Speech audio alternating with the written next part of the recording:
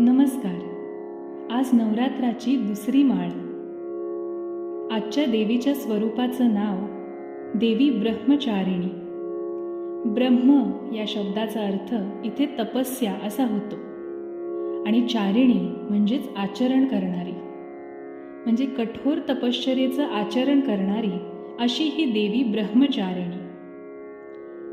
अनेक वर्ष कठोर तपश्चर्या करून देवीच्या या स्वरूपाला ब्रह्मचारिणी हे नाव प्राप्त झालं. या देवीच्या स्वरूपाचं वर्णन करणारं हे पुढचं स्तोत्र. ओम ह्रीं श्रीं अंबिकायै नमः.